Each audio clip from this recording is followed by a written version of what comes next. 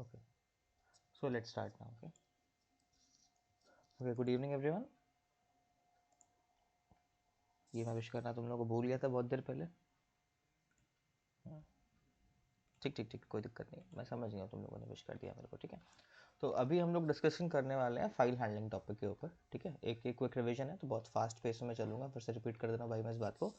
File handling क्या है, जैसे कि मैंने तुम लोगों को बताया था, जब कंप्यूटर्स में डेटा स्टोर करने की बात आती है तो जो फाइल्स हैं वो हमारे लिए बहुत पहले एक प्रिमिटिव चॉइस हुआ करती थी डेटा को स्टोर करने के लिए. ठीक है, ये जो फाइल्स होती हैं ये हमारे कंप्यूटर के सेकेंडरी स्टोरेज में स्टोर होती है. कहाँ पे स्टोर होती है? हमारे कंप्यूटर के सेकेंडरी स्टोरेज में स्टोर होती हैं.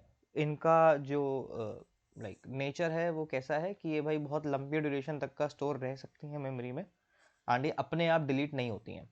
ठीक है, इस वजह से फाइल्स जो हैं वो अच्छे डेटा स्टोरेज की तरीके काम करती हैं हमारे लिए. ठीक है, अभी तक का हम लोग जो भी पाइथन के बेसिक प्रोग्राम्स पढ़े थे हम लोगों ने पहले, ठीक है, उन सारे प्रोग्राम्स में क्या हो रहा था, जो डेटा था वो तुम्हारी रैम में यूज होता था, स्टोर होता था. ठीक है, और रैम से डेटा क्या होता था, सिस्टम के बंद करने पर क्लियर हो जा रहा था. राइट, जैसे कि तुम लोगों ने बहुत सारे अभी प्रोग्राम्स बनाए होंगे, हो सकता है अपने स्कूल के लिए भी. ठीक है, अगर तुमने उन प्रोग्राम्स में फाइल हैंडलिंग या फिर डेटाबेस का इस्तेमाल नहीं करा होगा तो तुमने नोटिस करा होगा कि तुम्हारे जो प्रोग्राम्स है वो प्रीवियस स्टेट को होल्ड करके नहीं रख पाते हैं. राइट,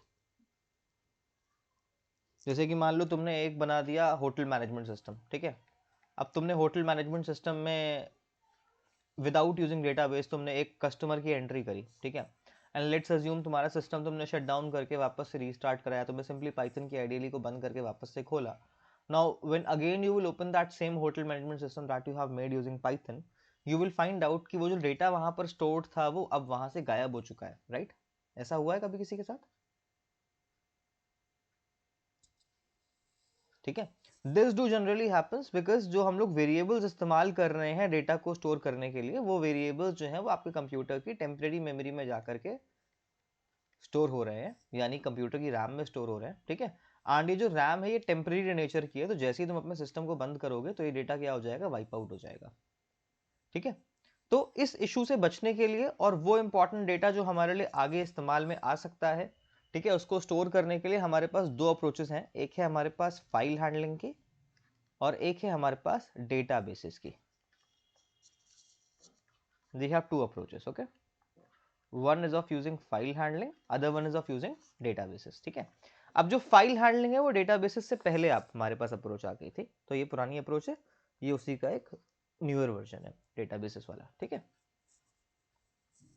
अब फाइल हैंडलिंग में क्या होता है, फाइल हैंडलिंग में बेटा हम लोग अपने डेटा को एक फाइल के अंदर में रखते हैं. ठीक है, and the best thing about file is कि जो फाइल होती है ये एक शेयरेबल रिसोर्स है. कैसा रिसोर्स है ये एक शेयरेबल रिसोर्स है. ठीक है, ये एक फिजिकल कलेक्शन की तरीके काम करता है. फिजिकल कलेक्शन का मतलब क्या हुआ कि तुम फाइल्स को अपने सिस्टम में देख सकते हो. जैसे कि अगर मैं अभी अपने डेस्कटॉप पे आऊं तो तुमको यहाँ पे बहुत सारी अलग अलग फाइल्स दिखाई दे रही होंगी. राइट, ठीक है, वेयरएज जो डेटाबेसेस होते हैं वो तुमको इस तरह से डायरेक्टली विजिबल नहीं होते हैं. ठीक है, तुमको यहाँ पे मल्टीपल फाइल्स दिख रही होंगी, बट तुमको क्या मेरे डेस्कटॉप पे कोई टेबल दिख रही है डेटाबेस की? आई गेस नहीं, है ना?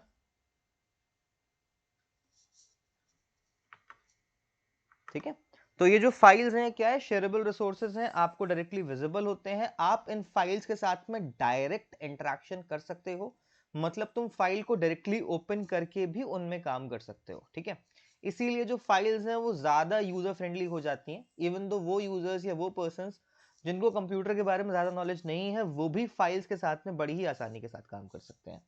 तुम अगर एक छोटे से बच्चे को भी सिखा दोगे ना कि भाई ऐसे करके नोटपैड खोलना है और यहाँ पे टाइप करना है कि my name is, sorry by Ben हो गया, my name is Vinay for example. ठीक है, तो क्या होगा, वो छोटा बच्चा भी समझ जाएगा कि अच्छा इसका आपको कैसे करना है. राइट, बट अगर तुम उसी छोटे बच्चे को बोलोगे कि ये काम डेटाबेस पे करो तो उसके लिए ये चीज थोड़ी सी प्रॉब्लमैटिक हो सकती है. Right,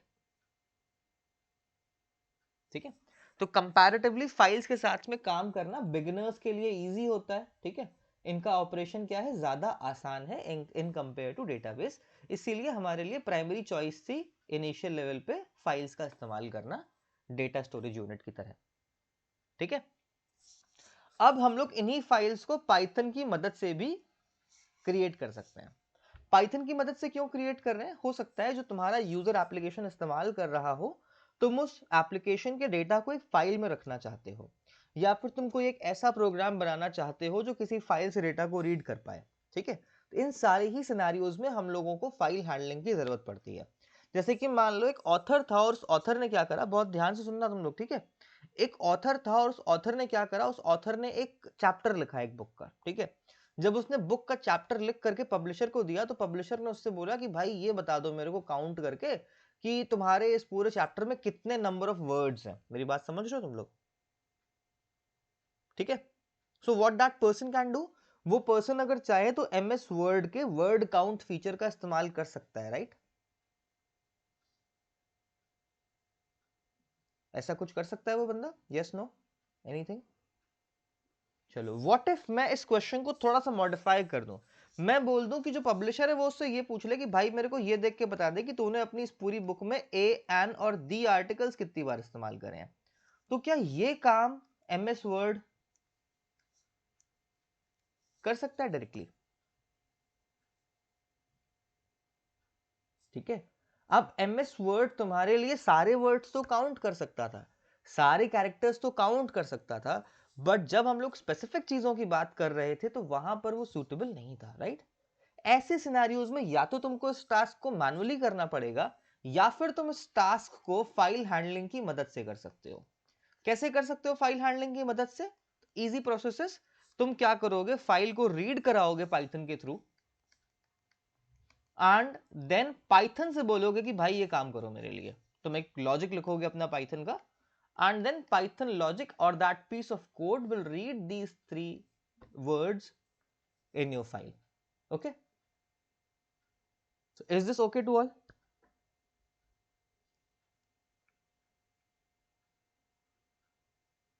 Say no, say yes, say nothing, say we are alive.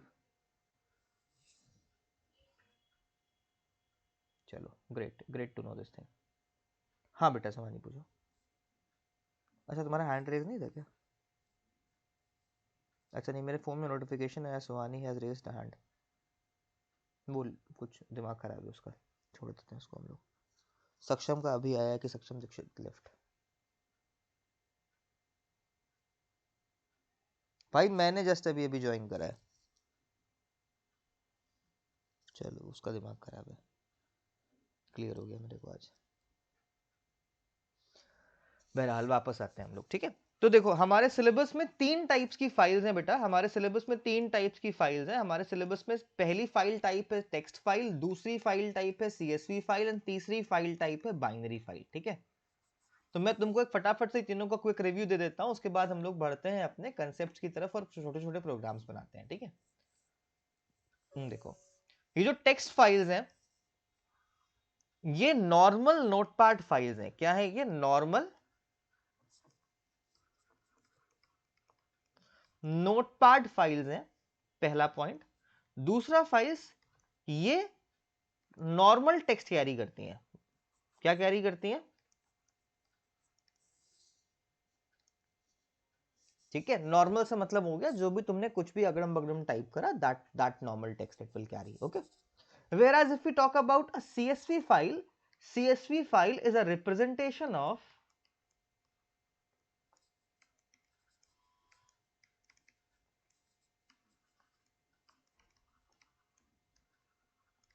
tabular data। किसका रिप्रेजेंटेशन है ये?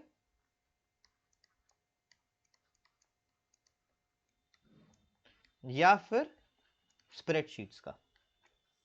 ठीक है, सीएसवी किसका रिप्रेजेंटेशन है? सीएसवी रिप्रेजेंटेशन है भाई हमारे टैबुलर डेटा का या फिर स्प्रेडशीट्स का, ठीक है। whereas जो हमारी बाइनरी फाइल्स हैं, ठीक है, दे आर कोडेड इनटू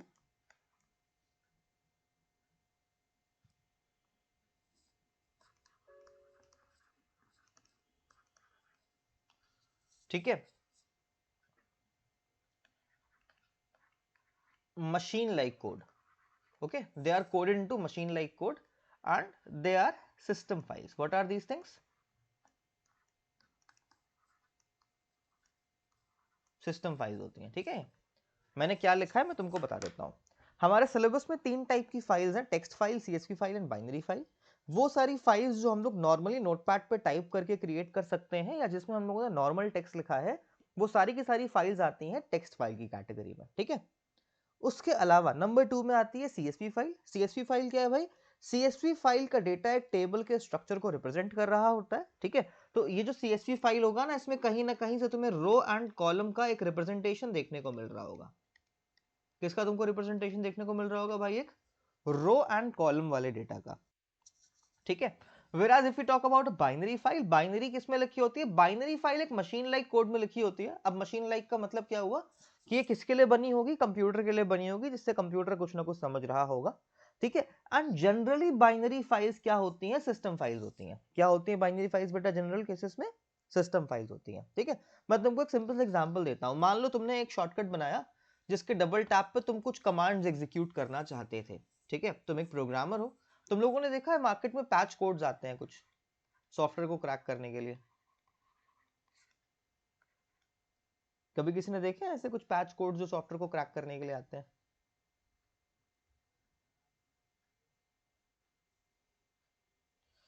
वो कीजेन वाला एक सॉफ्टवेयर आता है, कभी किसी ने उसका इस्तेमाल करा है?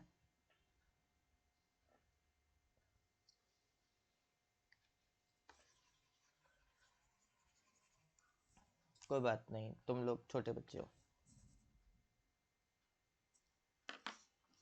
चलो अच्छा ठीक है, दूसरी बातें करते हैं हम लोग थोड़ी सी। मैं अपने कंप्यूटर में आ जाता हूँ। मेरा कंप्यूटर दिखाई दे रहा है सबको भाई?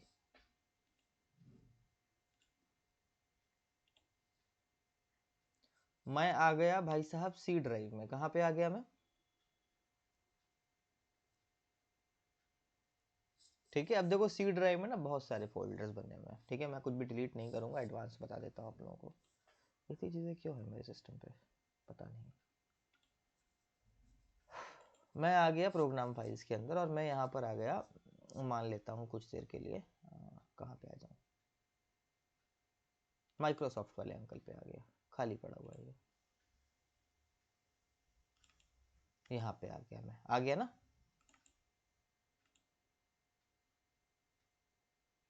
छोड़ो, यहाँ मेरे मतलब का कुछ नहीं है। ऑफिस इतने सारे क्यों पड़े हैं मेरे सिस्टम पे?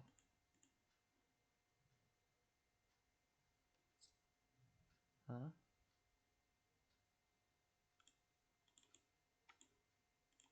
हाँ वही है, सही पकड़े हैं बिल्कुल। मैं कुछ दिखाना चाहता था बट मुझे कुछ अच्छा मिला नहीं मेरे सिस्टम में, बेकार सिस्टम है ये।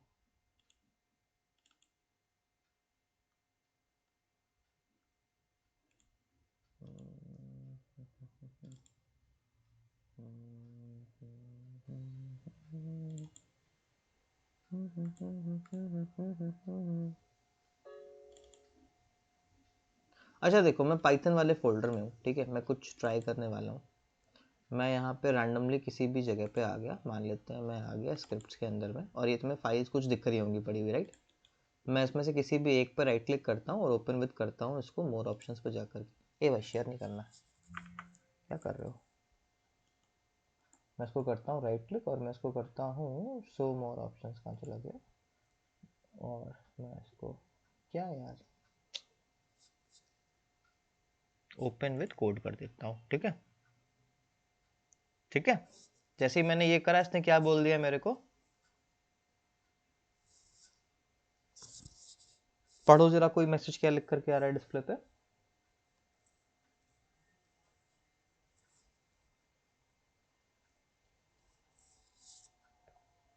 ठीक है, इसने क्या बताया तुमको? इस मैसेज का मतलब क्या है? ठीक है, राइट, ठीक है। जो मैंने ओपन करा है इसके हिसाब से ये जो चीज है, या तो ये बाइनरी फाइल है या फिर इसमें कुछ भी अगड़म बगड़म ऐसा लिखा हुआ है जो मेरे कंप्यूटर को पढ़ने में नहीं आता है, ठीक है। अब मुझे तो पता है कि मेरे कंप्यूटर को पढ़ने में ये चीज आती है क्योंकि मैं इससे बहुत सारा काम करवाता हूँ, ठीक है।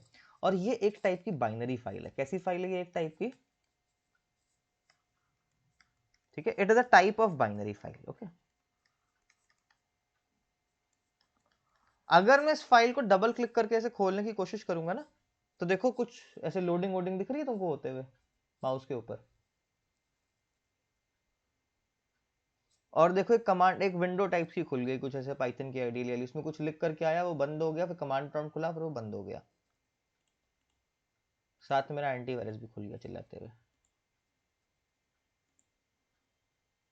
बता रहा है भाई सब सेफ है। ठीक है, so this is a binary file. What is this thing? इस बाइनरी फाइल में कुछ कमांड्स लिख करके कन्वर्ट कर दी गई हैं ताकि कोई भी यूजर इस फाइल को खोल करके उन कमांड्स को मॉडिफाई ना कर पाए। ठीक है, अब क्या होगा जब मैं इस फाइल को अपने सिस्टम पर रन करूंगा तो मेरा सिस्टम क्या कर सकता है, क्योंकि सिस्टम को बाइनरी पढ़ना आती है, तो वो क्या कर सकता है, इस फाइल का डेटा रीड करके सीधा सीधा ट्रांसलेशन करके उन कमांड्स को सीक्वेंशियली एग्जीक्यूट कर देगा। ठीक है, बट तुम या फिर मैं अगर इस फाइल को खोल के रीड करना चाहें तो हमारे लिए ये पॉसिबल नहीं होगा। ठीक है, इतनी बात सबको? ठीक है, अब यहीं पर अगर कोई थोड़ा सा बंदा ऐसा हो जो प्रोग्रामेटिकली स्ट्रांग हो और वो क्या करे, इस फाइल को कुछ करके ओपन कर दे, तो वो क्या कर सकता है, वो उस फाइल के अंदर लिखे हुए कोड्स को चेंज भी कर सकता है। यस और नो?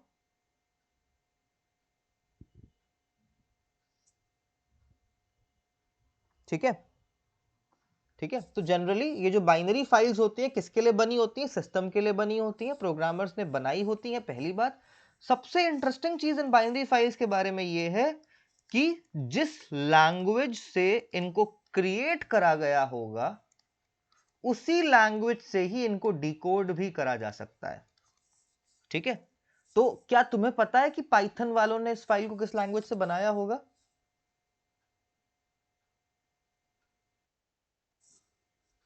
नहीं।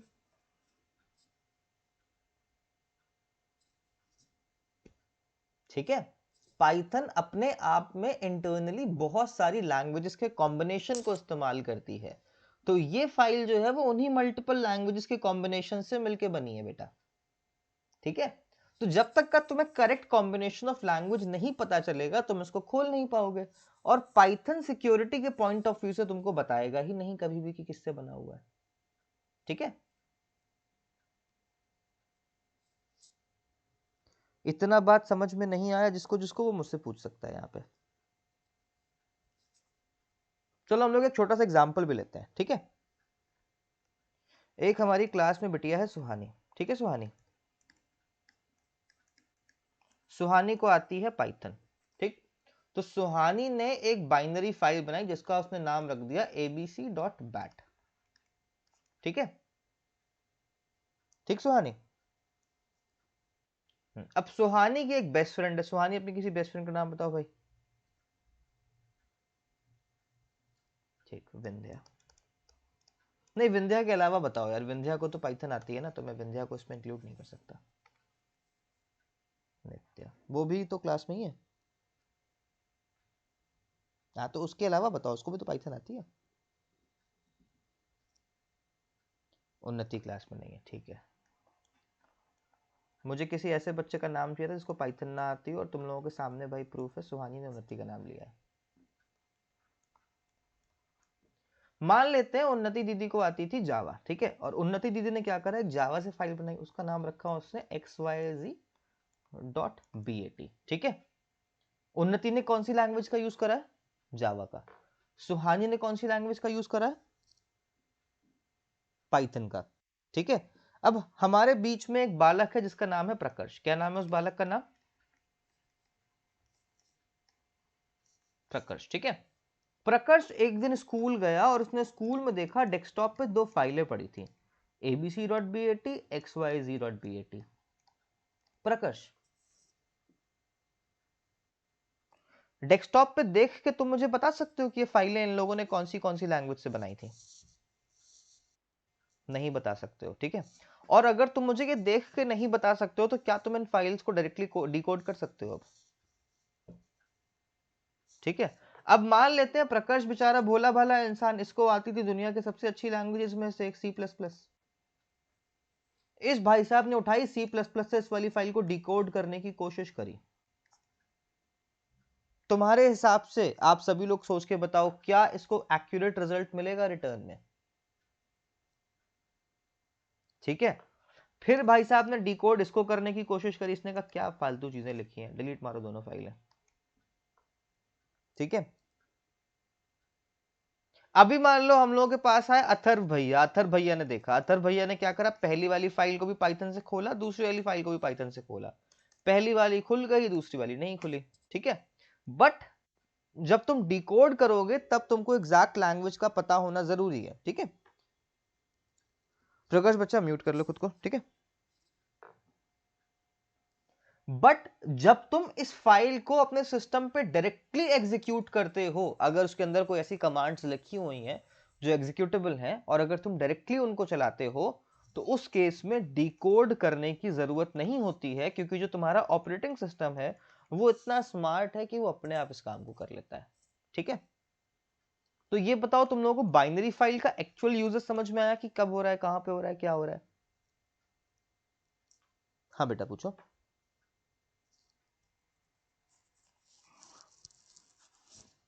अब देखो, ऑपरेटिंग सिस्टम को कुछ ऐसे चीट कोड्स पता होते हैं जिनके थ्रू वो किसी भी फाइल को खोल सकता है, बस तुम ऐसे समझ के चलो।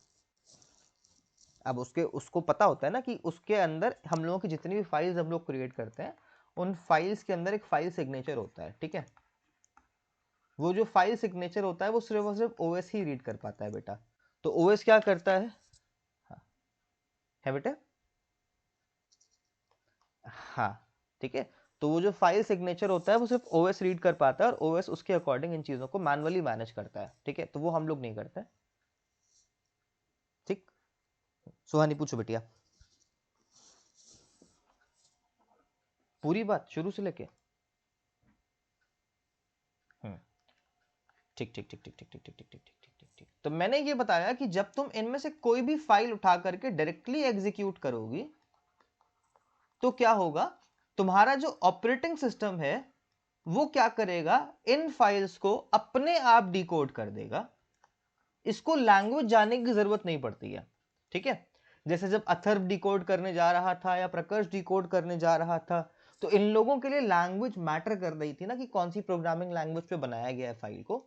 ये काम हमारे ओएस को नहीं करना पड़ता है, आपका ओएस किसी भी बाइनरी फाइल को डायरेक्टली रीड कर सकता है, ठीक है। रीजन बीइंग, जो ऑपरेटिंग सिस्टम है उसको इन फाइल्स के बारे में डिटेल्स पहले से ही पता होती हैं कि किस टाइप की फाइल को कैसे रीड करना है, ठीक है। और उसको पता कैसे चलता है, उसके लिए बहुत सारी इंटरनल चीजें होती हैं, एक फाइल सिग्नेचर होता है, ठीक है, एक हैश होता है, बहुत सारी चीजें होती हैं।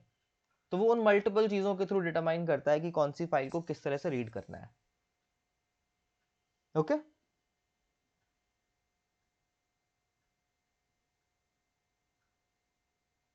तो भले ही एक नॉर्मल ह्यूमन बीइंग इस फाइल को रीड ना कर पाए, बट कंप्यूटर के लिए इन फाइल्स को रीड करना काफी ज्यादा आसान है।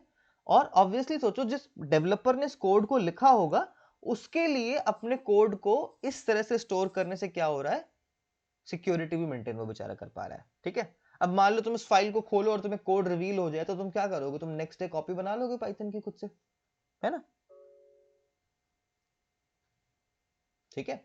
अब क्या हुआ, इसको बाइनरी में कन्वर्ट करके अगले बंदे ने तुमको डायरेक्ट कॉपी करने से प्रिवेंट कर दिया। अब तुम उसका सोर्स कोड चोरी नहीं कर सकते हो, समझ में आई ये वाली बात, ठीक है। अच्छा, बहुत सी बार तुम लोगों ने देखा होगा, तुम लोग कुछ स्क्रिप्ट्स डाउनलोड करते हो इंटरनेट से, ठीक है, या कभी देखते होगे इंटरनेट पे कोई बंदे ने कोई स्क्रिप्ट सीधा सीधा रन कर दी होती डबल क्लिक करके, ठीक है। तो मोस्ट ऑफ द टाइम ये जो स्क्रिप्ट्स होती हैं ये बैट फाइल में लिखी होती हैं, ठीक है। बैट मतलब एक बाइनरी रिप्रेजेंटेटिव फाइल में लिखी होती है, ठीक है। बैट फाइल जो है बैच फाइल को रिप्रेजेंट करता है बेसिकली, ठीक है। मतलब कुछ ऐसी फाइल जो सिस्टम बेस्ड कमांड्स को रख रहा है, इसमें मल्टीपल इंस्ट्रक्शंस स्टोर्ड है, ठीक है। चलो थोड़ा सा हम लोग आगे बढ़ते हैं अब यहां से, ठीक है। तो दिस वाज ऑल अबाउट कि तीनों टाइप की फाइल्स का यूजेज क्या क्या है। अभी किसी बच्चे को तीनों टाइप की फाइल के यूजेज में कोई डाउट है?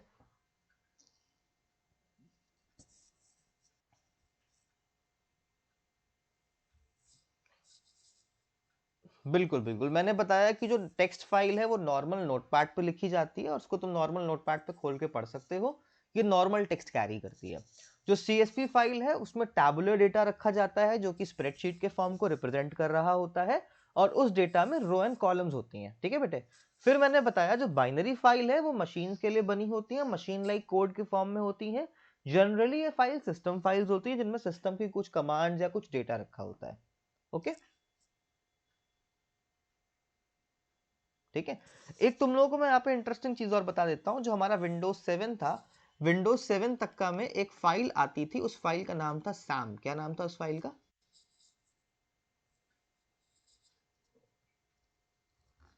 ये जो हमारे सैम अंकल थे बड़े ही अच्छे अंकल थे। इन सैम अंकल के अंदर तुम्हारे विंडोज का जो यूजर है ना, एडमिनिस्ट्रेटिव यूजर, उसका नाम और उसका पासवर्ड रखा होता था। तो अगर किसी भी अटैकर को तुम्हारा सिस्टम हैक करना होगा तो वो जानते हो क्या करेगा? तुम्हारे सिस्टम से सैम वाली फाइल को चुरा लेगा, इसको डिकोड करेगा मल्टीपल टेक्निक्स का इस्तेमाल करके, ब्रूट फोर्स करके, हर एक लैंग्वेज को ट्राई कर करके, और जिस भी लैंग्वेज से ये सैम वाली फाइल डिकोड हो जाएगी वहां पे जाके तुम्हारा पासवर्ड निकाल के तुम्हारा सिस्टम खोल लेगा।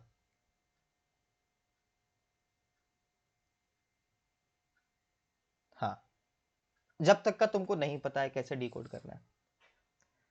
और दुनिया में बहुत सारी लैंग्वेजेस हैं, 100 से भी ऊपर प्रोग्रामिंग की।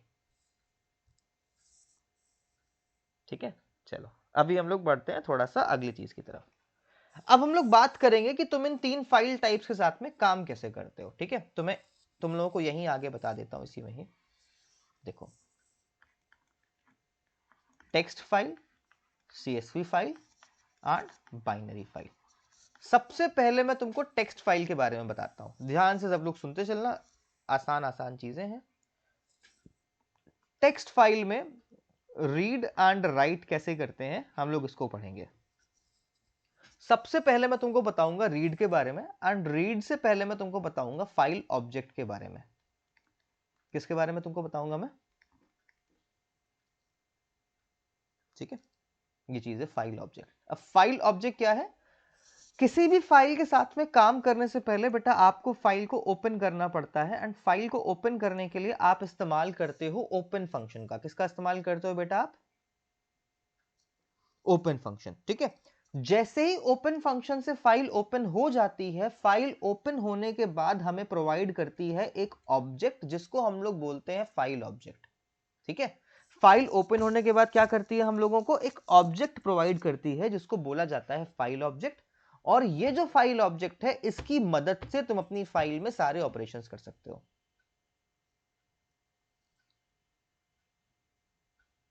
ठीक है, अगर तुम्हारे पास डेफिनेशन आती है कि what is a file object, ठीक है, तो सबसे पहले तो तुम वहां पर एक उसका सिंटैक्स बनाना ओपन फंक्शन का, उसका एक एग्जांपल लिखना, और उसके बाद एक सिंपल सी लैंग्वेज में लिख देना भाई कि file object is a object that represents the file. ठीक है, और the file data through which Python can read and perform operations on a file. ठीक है, सिंपल सीधी सी बात है। ये तुम्हें रीड राइट ऑपरेशंस करने की फैसिलिटी प्रोवाइड करता है, फाइल को एक्सेस या मॉडिफाई करने की फैसिलिटी प्रोवाइड करता है। तो इन सारी बातों को उसमें फ्रेम कर देना। ठीक है, तुम लिख सकते हो यहां पर ये भी कि by using a file object.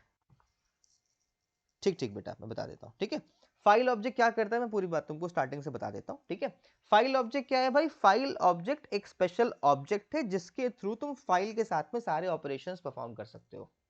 कौन कौन से ऑपरेशंस?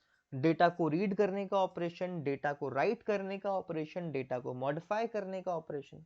ठीक है, ये हो गए operations.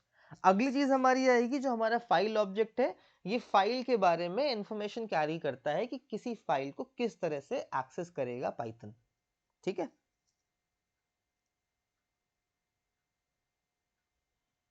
Next most important thing. ठीक है, फाइल ऑब्जेक्ट तभी क्रिएट होता है जब आपका ओपन फंक्शन प्रॉपरली एग्जीक्यूट होता है।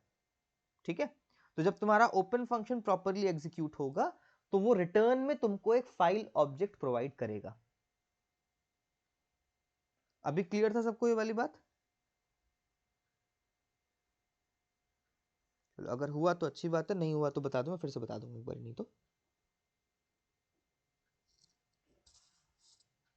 ठीक है, अभी मैं तुम लोग को यहाँ फिलहाल रीड एंड राइट के साथ में इसका यूज दिखाने वाला हूं। ठीक है, ये भाई गलत पेन यूज हो गया, ये वाला नहीं, ये वाला यूज करना है। अब देखो, हम लोग बात करने वाले टेक्स्ट फाइल के रीड ऑपरेशन की। अब देखो रीड ऑपरेशन क्या होता है, पहले इस टर्म को समझ लो। रीड ऑपरेशन का मतलब हुआ कि तुम्हारे सिस्टम पे कोई फाइल पहले से बनी हुई थी। क्या थी तुम्हारे सिस्टम पे? कोई फाइल पहले से बनी हुई, ठीक है। और तुम क्या करना चाहते हो, तुम उस बनी हुई फाइल को खोल करके उसमें लिखे हुए डेटा को पढ़ना चाहते हो, तब तुम किसका इस्तेमाल करोगे? रीड ऑपरेशन का।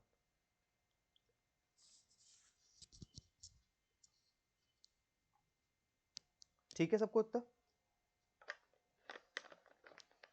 ठीक है। तो तुम्हारे सिस्टम पे कोई फाइल पहले से बनी हुई थी और तुम क्या करना चाहते हो? उस फाइल को खोल के पढ़ना चाहते हो। In that scenario you have to use the read operation, ठीक है। फिर हमारे पास राइट ऑपरेशन है, मैं उसके बारे में तुम लोगों को भी थोड़ा रुक के बताता हूं, ठीक है। अब टेक्स्ट फाइल में कैसे रीड ऑपरेशन परफॉर्म करते हैं उसकी स्टेप्स देख लो। सबसे पहले आपको फाइल ऑब्जेक्ट बनाना है। फाइल ऑब्जेक्ट कैसे बनाओगे? तुम सिंपली एक वेरिएबल असाइन कर दोगे फाइल ऑब्जेक्ट के लिए। फिर तुम बेटा ओपन फंक्शन को खोलोगे। ओपन फंक्शन को खोलने के बाद, ठीक है, तुम यहां पर पास करोगे फाइल का नेम। अगर कोई पाथ दिया हुआ है तो पाथ के साथ में फाइल का नेम पास करेंगे आप, ठीक है। फिर कॉमा लगा करके आप यहां पर पास कर देंगे एक्सटेंशन, जो भी एक्सटेंशन आपको दिया गया हुआ है। .txt है तो .txt, कोई और दिया है तो वो एक्सटेंशन यहां पे पास कर दो। उसके बाद आपको पास करना है यहां पर फाइल का ओपनिंग मोड। क्या पास करना है बेटा आप लोगों को? फाइल का ओपनिंग मोड, ठीक है।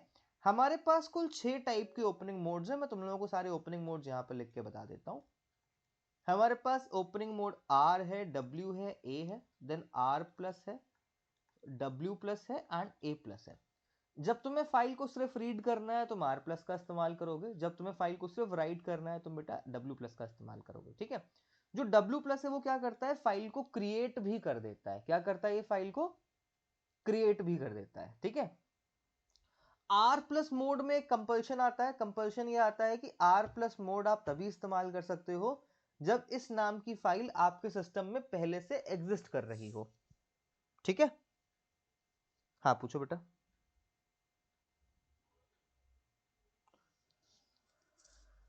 ठीक है, मैं दोबारा रिपीट कर देता हूं। मैंने ये बताया जो R प्लस मोड है उसका इस्तेमाल हम लोग करते हैं बेटा फाइल रीड करने के लिए। इसके साथ में एक छोटा सा कंपल्शन आता है। कंपल्शन ये आता है कि इस केस में जो तुम्हारी फाइल होती है वो पहले से एग्जिस्टेंस में होनी चाहिए, तुम्हारे सिस्टम पे अवेलेबल होनी चाहिए, ठीक है। अगर तुम R प्लस मोड का इस्तेमाल कर रहे हो बेटा और तुम्हारी फाइल जो है वो सिस्टम में पहले से अवेलेबल नहीं है, तब उस केस में जो फाइल ऑब्जेक्ट है वो तुमको एरर शो कर देगा, ठीक है। फिर आता है हमारा W plus mode. W mode, not W plus. W mode हम लोग इस्तेमाल तब करते हैं जब हम लोगों को फाइल में राइटिंग करनी है, ठीक है। अब इसमें भी एक खास बात है, जब तुम फाइल को राइटिंग मोड के लिए ओपन करते हो W मोड के साथ में, इस सिनेरियो में क्या होता है भाई?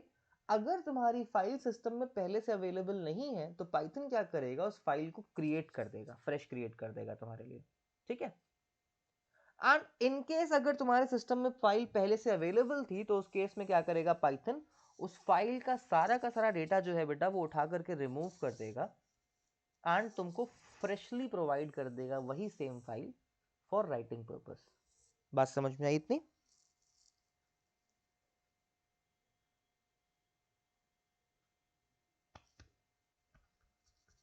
ठीक ठीक ठीक। आज देखो दो बच्चे मन से पढ़ रहे हैं, एक प्रकर्ष एक सुहानी। बाकी सभी लोग अभी पौने 8 बजे ऑफिस से आके थक गए होंगे।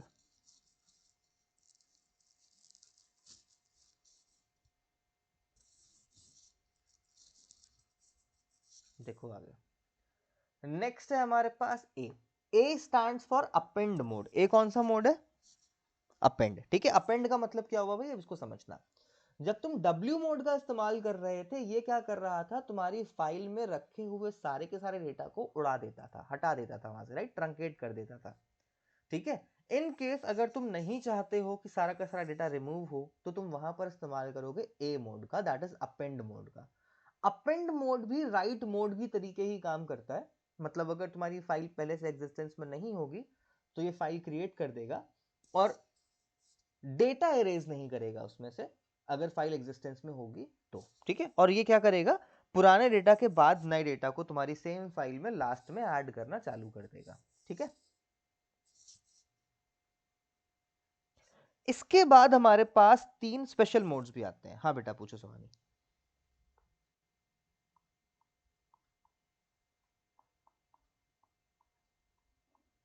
हाँ हाँ, एक वैल्यू एक बार में एंड में अपेंड होगी, राइट। ठीक है।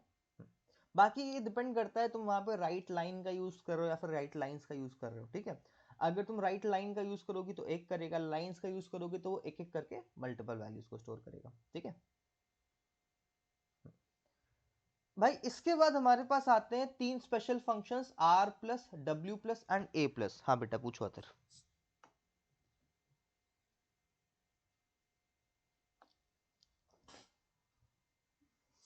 हम्म हम्म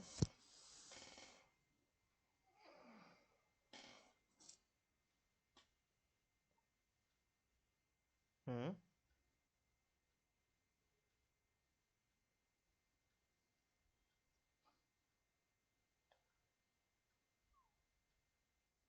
चलो अच्छा, तुम मुझे एक छोटी सी बात बताओ, क्या तुम्हारी फाइल के नेम में कोई स्पेस या स्पेशल सिंबल था?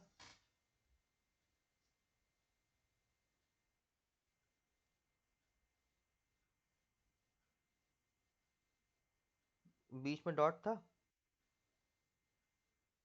Okay okay, got it got it got it got it. अभी मैं वो सिनेरियो बताने वाला हूँ, थोड़ा रुकना पड़ेगा तुमको उसके लिए। ठीक है ठीक है, अभी मैं सिनेरियो बताने वाला हूँ, क्योंकि तुम्हारे फाइल के नेम में स्पेशल सिंबल है, दैट इज स्लैश। ठीक है, अब मैं बता दूंगा उस चीज को। ठीक है, पहले तीनों मोड समझ लेते हैं, फिर मैं इस वाले पार्ट पे भी आ रहा हूँ। ठीक है, अब देखो, इस चीज को सब लोग ध्यान समझना बच्चे, हमारे पास 3 स्पेशल मोड्स भी हैं, that is R plus, W plus and A plus. ठीक है, अज्यूम करिए आप फाइल को रीडिंग पर्पस के लिए ओपन कर रहे हैं, बट आपको एक डाउट है कि आपको राइटिंग ऑपरेशन भी परफॉर्म करना पड़ सकता है। ठीक है, तो उस केस में बेटा आप यूज करेंगे आर प्लस मोड का। ठीक है, नेक्स्ट सिनारियो था हमारे पास, अज्यूम करिए आप फाइल को राइट मोड में ओपन करना चाहते हैं, बट आपके मन में डाउट है कि आपको रीडिंग ऑपरेशंस भी साथ में परफॉर्म करने हैं, तो वहां पर आप यूज करेंगे डब्ल्यू प्लस का। And then third we have is this A plus. A plus का क्या हो गया, मतलब कि अपेंड के साथ में रीडिंग ऑपरेशंस भी। ठीक है, बट ये जो 3 ऑपरेशंस है ना, ये ज्यादा स्टेबल नहीं होते हैं, ये ज्यादा स्टेबल नहीं होते हैं, इसलिए इनका प्रेफर हम लोग इनको थोड़ा सा कम करते हैं। We use to prefer these 3 only in most of the cases. ठीक है,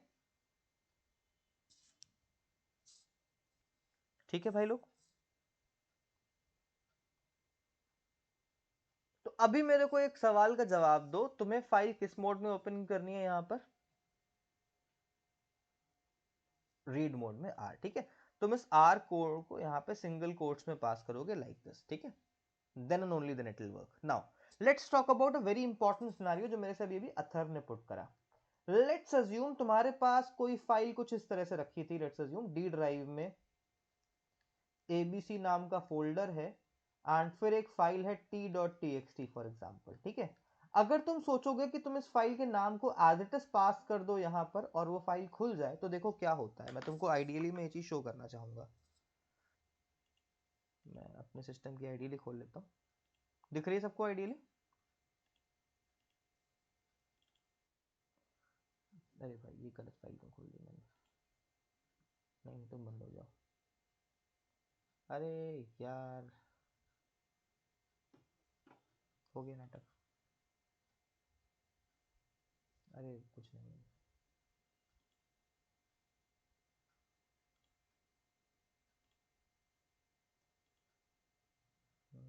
चलो इसको भी जाने दो। नहीं नहीं पागल हो क्या, ऐसा कुछ भी नहीं है।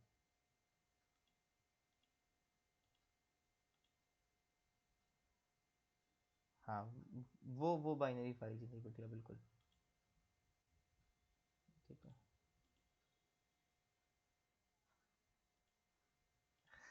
सिस्टम उस नोटपैड को नहीं पता ना बेटा उस फाइल को पढ़ना कैसे है, इसलिए कोई भी चीज जिसके बारे में नोटपैड को जानकारी नहीं है नोटपैड के लिए, वो चीज नोटपैड क्या करेगा, नोटपैड को फोर्सफुली खोलने की कोशिश कर रहा है। तो वो चाइनीज नहीं लिखी है, वो यूनिकोड्स है। वो क्या है, यूनिकोड्स। अब उसको नोटपैड को पढ़ते टाइम वो जो भी कुछ समझ में आया, नोटपैड ने उसको वैसा दिखा दिया तुमको डिस्प्ले पे। देखो मैंने डिस्प्ले पे एक एबीसीडी नाम की भाई फाइल क्रिएट कर दी, इसमें लिखा हुआ है माय नेम इज विनय, सबको दिखाई दे रहा है ये, देखो। और ये है इस फाइल का पाथ, सी यूजर डेस्कटॉप के अंदर abc.txt। गौर से देखना सब लोग, ठीक है भाई। तुम बंद हो जाओ, कतई नहीं खुलना गलती से भी,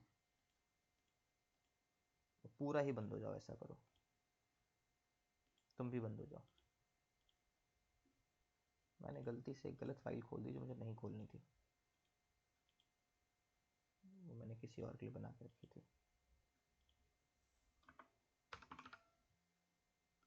और मुझे पता था यही होने वाला है।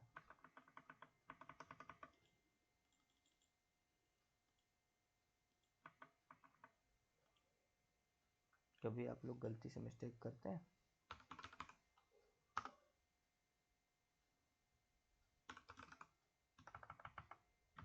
मैंने गलती से मिस्टेक कर दिया है। देखो मैंने लिखा है फाइल obj इक्वल्स टू, ठीक है, मैंने देखो एक वेरिएबल बना दिया, let's suppose like this, file obj equals to, भाई मैंने लिखा ओपन, एंड ओपन के अंदर देखो मैं क्या कर रहा हूँ, गौर से देखना सब लोग, ठीक है। मैंने सिंगल कोट्स के अंदर ये पाथ पास करा, फिर मैंने स्लैश लगाया, फिर मैंने लिखा फाइल का नाम abcd.txt समथिंग लाइक दिस, और फिर भाई मैंने यहाँ पे दे दिया read mode, okay to all. जब मैं इतना लिख के एंटर करूंगा then it will show you one error like this. अब ये एरर क्यों आती है, इस बात को भी आप सभी लोग बेटा जान लो, एग्जामिनर पूछ सकता है तुमसे, ठीक है। जब भी तुम अपनी फाइल को ओपन करने जा रहे हो बेटा, और तुम्हारे फाइल के पाथ में स्लैशेस हैं, क्या है तुम्हारी फाइल के पाथ में? स्लैशेस। तो इन स्लैशेस को पाइथन रीड नहीं कर पाता है। इस केस में तुम्हारे पास दो ऑप्शंस होते हैं। ऑप्शन नंबर 1 की क्या करो, हर एक स्लैश को डबल स्लैश से रिप्लेस कर दो, कुछ इस तरह से। This is option number 1, and when you will write it like this it will open properly, okay। देखो ये मेरा फाइल ऑब्जेक्ट क्रिएट हो चुका है, देख पा रहे हो तुम लोग इस चीज को, ठीक है। बट जब तुम हर एक स्लैश को डबल स्लैश से रिप्लेस कर रहे थे, तो अभी तो मान लो छोटा सा स्ट्रक्चर था जहां पे कितने फोल्डर्स थे, 3 फोल्डर्स थे और एक ड्राइव थी, तो मेरे को 4 बार ही करना पड़ा ये। अब अज्यूम करो किसी के पास एक बहुत लंबा फाइल स्ट्रक्चर है, तो उसके लिए तो काम बहुत सारा बढ़ जाएगा ना। तो उस केस में इस काम को आसान करने का भी एक तरीका है, दैट प्रोसेस इज, हम लोग क्या करेंगे, इसमें ओपन में स्ट्रिंग के पहले आर ऐड कर देंगे, ठीक है। ये जो बेटा लेटर आर है ना, इट रिप्रेजेंट्स रॉ स्ट्रिंग। क्या रिप्रेजेंट करता है ये?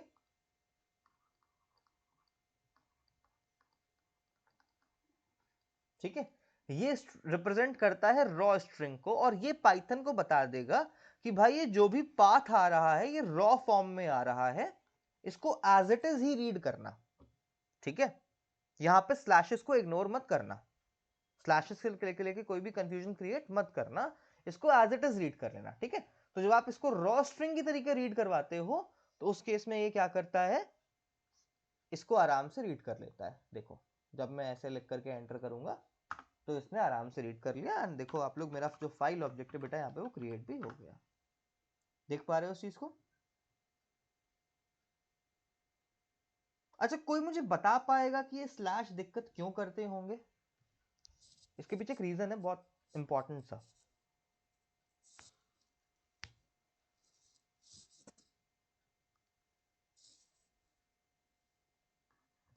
आप लोगों को कभी कुछ ऐसी चीज पढ़ाई गई होगी भाई जिसको हम लोग बोलते हैं एस्केप सीक्वेंस।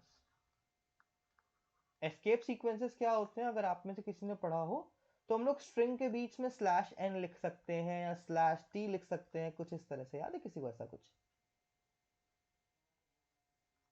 ठीक है, तो जितनी भी बार तुम स्ट्रिंग के अंदर ये वाला स्लैश सिंबल इस्तेमाल करते हो, पाइथन के हिसाब से ये वाला जो स्लैश सिंबल है वो किसी ना किसी एस्केप सीक्वेंस को कैरी कर रहा होता है। किसको कैरी कर रहा होता है?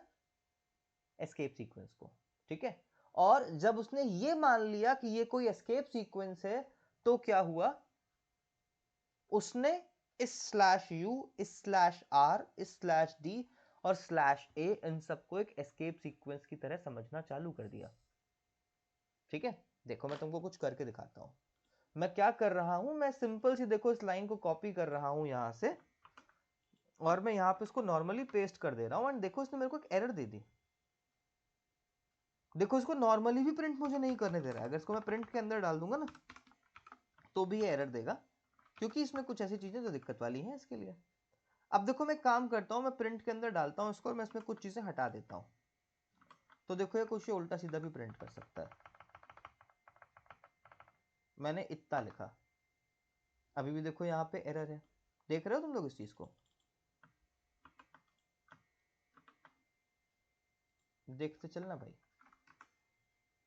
जब बाद में नहीं बताना। कहाँ आ रहा है अभी? ओ सॉरी, मेरी गलती, मैं पढ़ा लिखा कम था। एरर तब भी देगा, तुम देखो तुमको,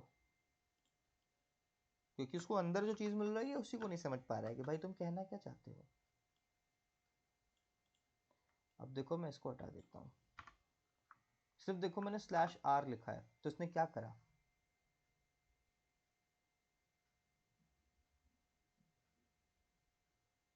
आर को ही हटा दिया। ठीक है, क्योंकि जितने भी स्लैश से शुरू होने वाले करेक्टर्स थे भाई, उन सबका कुछ ना कुछ मीनिंग था। ये जो /u है ये यूनिकोड सीक्वेंस को रिप्रेजेंट करता है। किसको रिप्रेजेंट करता है? ठीक है, ये जो /r है ये तुम्हारे लिए एज अ लाइक बैकस्पेस काम करता है। तो ये क्या करेगा, sorry not as a backspace, ये एज अ कैरेज रिटर्न होता है। ये कैरेज रिटर्न एक कीवर्ड होता है, स्पेशल कीवर्ड होता है, तो ये एज अ कैरेज रिटर्न काम करता है। ठीक है, तो ये यहाँ पे उसके तरीके बिहेव करेगा।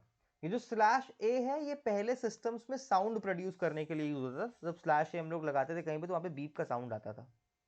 ठीक है, अभी उस चीज़ को रिमूव कर दिया गया है कंप्लीटली मदरबोर्ड्स की प्रोग्रामिंग से, तो इसलिए अभी काम नहीं करता है उस तरह से। ठीक है, तो हर एक स्लैश से शुरू होने वाले करेक्टर का अपने आप एक मीनिंग होता है पाइथन में। जैसे हमारा जो /d है वो बहुत से केसेस में डेसिमल स्ट्रिंग को रिप्रेजेंट करने का भी काम कर रहा होता है। ठीक है, तो इस वजह से पाइथन स्लैश से शुरू होने वाले कैरेक्टर्स को स्ट्रिंग में अलाउ नहीं करता है। तो अगर आप इनको यूज करना चाहते हैं तो आपको यहाँ पर r लगाना पड़ेगा, और r का मतलब होता है रॉ स्ट्रिंग। इतनी बात समझ में किसको किसको आ गई है? हैंड रेज करके मेरे को बता दो।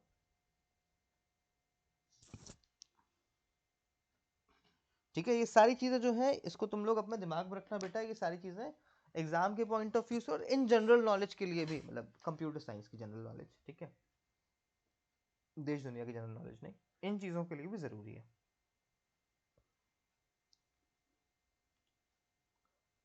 अभी हम लोग थोड़ा सा यहाँ पे वापस से आते हैं, और तो ऐसा कर रहा हूँ मैं, आज यहीं तक का रख रहा हूँ। परसों वाली क्लास में हम लोग तीनों फाइल के रीड एंड राइट ऑपरेशंस को डिस्कस करेंगे। ठीक है, आज मैंने तुम लोगों को क्या क्या चीज़ें बताई हैं मैं फटाफट से एक बार रिकॉल करा देता हूँ। आज मैंने तुमको बताया फाइल हैंडलिंग क्या है, क्यों है, कैसे है। फिर मैंने तुम लोगों को तीनों टाइप्स की फाइल बताई क्या होती हैं। मैंने तुमको सारे बेसिक राइटिंग मोड्स बता दिए, और ओपन फंक्शन कैसे काम करता है ये बता दिया। राइट, इन चीज़ों में किसी बालक को कोई समस्या? ठीक है, ठीक है, चलो धन्यवाद भाई, तुम लोगों मेरे को नो सर बोल के बहुत ज़्यादा, वो क्या बोलते हैं, गौरवान्वित महसूस करवाया, जो भी कोई वर्ड होता है यार ये। हाँ बेटा पूछो।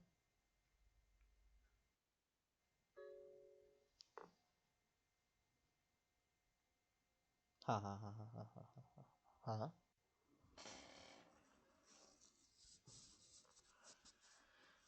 मैं एक काम करूंगा, मैं तुम लोगों को कल क्लास के बाद कुछ जिनको जिनको जैसे तुमको प्रोग्राम्स वाले पूछने हैं, तो तुम थोड़ा देर रुक जाना। ठीक है, अगर मैं थोड़ा जल्दी स्टार्ट कर पाया तो मैं थोड़ा जल्दी स्टार्ट कर दूंगा। ठीक है, मैं बता दूंगा मैसेज करके तुम्हें। ठीक है, तो मैं कल ही करवा दूंगा वो। ठीक है, चल मैं भी, मेरा एक 9 से लेकर के 11:30 तक का मीटिंग है, तो मेरे को फिर इसीलिए बंद करना पड़ रहा है अभी सेशन को बच्चे, वरना मैं अभी तुमको पढ़ा देता वो चीज़।